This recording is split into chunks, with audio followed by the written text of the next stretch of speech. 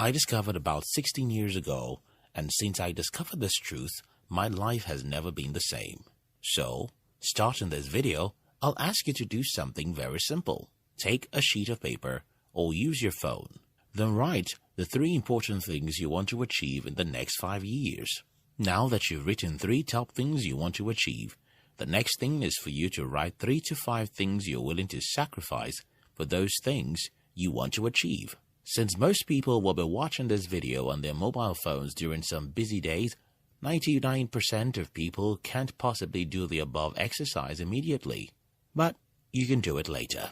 If you do this exercise, you've done what most people in the world would never do their entire life.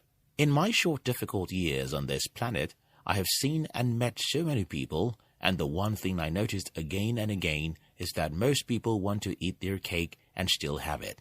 Most people want to make easy decisions and still have success.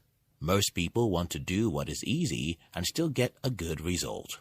Most people want to go to heaven, but they don't want to die. Now, look at the seed of any plant.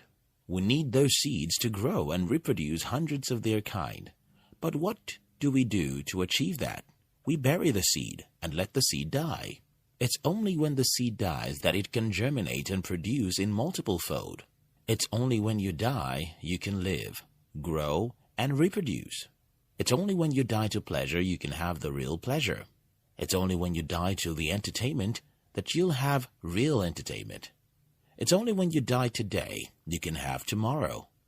My journey of self-discipline. The first time I knew what self-discipline meant and the reward it brings was when I was about 15 years. I was in secondary school, which most people call high school, and I was having a conversation with 2 of my friends about who would become the best student in our class.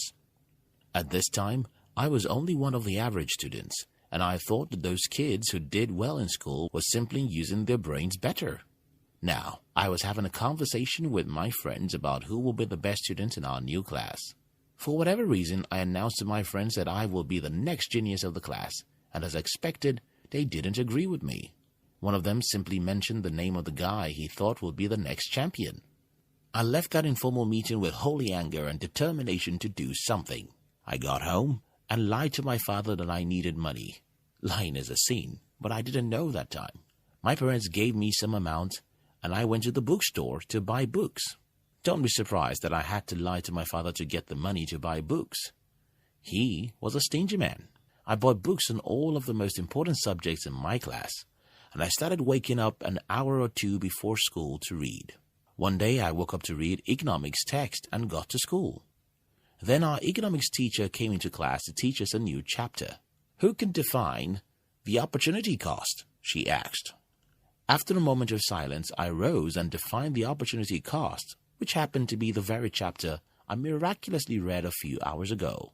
Good, my teacher said as the entire class clapped their hands for me. I looked back and saw that, for a moment, I was the hero of my class. I loved what it felt like to be hailed, and I would sacrifice anything to receive such applauses every day of my school days. And that exactly was my next goal. After the economics class, I started thinking about the whole thing. So the guys who had been leading our classes were thieves. So they secretly read and came to class to shine. So this is the secret. From that day, I kept using the same trick. I call it a trick because that was how I saw it then. I increased my self-discipline. I would wake up early to read after school instead of watching movies, and leave my parents home on weekends to go and read in a silent place. I became the best student in the commercial class, as we call it in my country. And since that time, I never attended any school without beating everyone in whatever class I found myself. I titled this video, How I Disciplined Myself to Become Rich, and then went on to tell you silly stories about my academic performance. How does that make sense? Just give me a minute, I'll show you the sense in my stories. Leopards can change their colors. And not just leopards. Most animals can't. People don't change, and when they change, they still don't easily change. Success and failure are habits, and like most habits, it's highly addictive. Because success or failure is a habit, people who know how to successfully continue to succeed, while people who don't know how to successfully continue failing. After I experimented and saw how I rose from the average student in school to become an academic hero everywhere I go, I simply duplicated the same formula for my financial life, and the formula goes like: know what you want, specifically identify what you have to sacrifice for what you want, and be willing to make those sacrifices. The above was the formula that made me the best student in school, and it's the same formula that made me rich.